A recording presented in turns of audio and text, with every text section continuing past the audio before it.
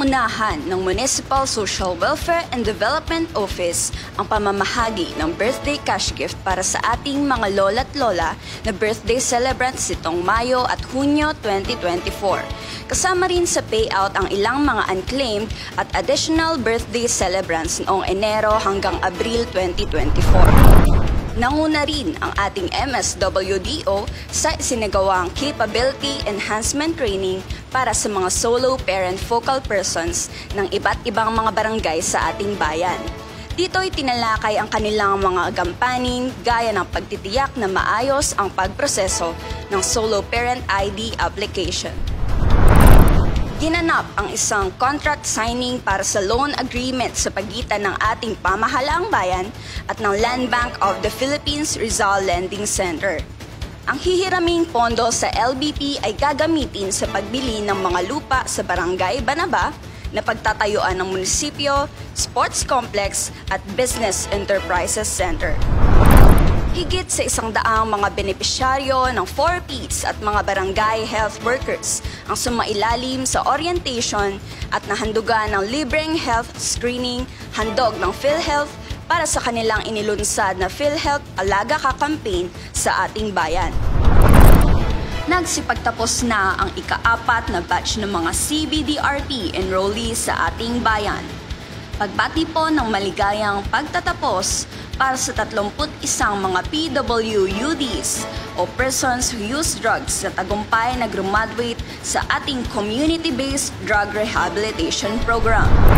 Nakiisa ang ating pamahalaang bayan sa pambansang selebrasyon ng 36th National Disaster Resilience Month sa pamamagitan ng isang motorcade. Pinangunahan ito ng Municipal Disaster Risk Reduction and Management Office kasama ang mga kinatawan ng bawat barangay, San Mateo Bureau of Fire Protection at San Mateo Municipal College.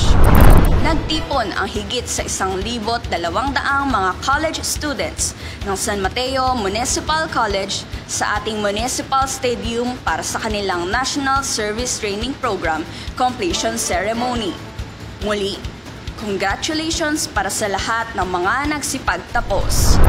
Naimbitahan ang ating bayan na dumalo at sumaksi sa isinagawang impounding process ceremony para sa Upper Wawa Dam sa Montalban, Rizal na pinangunahan ni Pangulong Bongbong Marcos.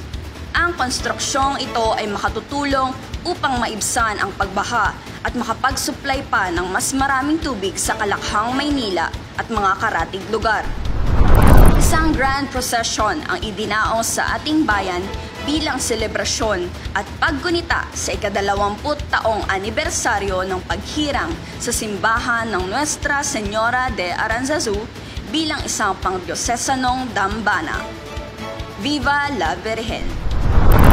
Sumailalim sa 5 araw na basic life support training ang higit sa 30 mga kawani ng MHO at MDRRMO.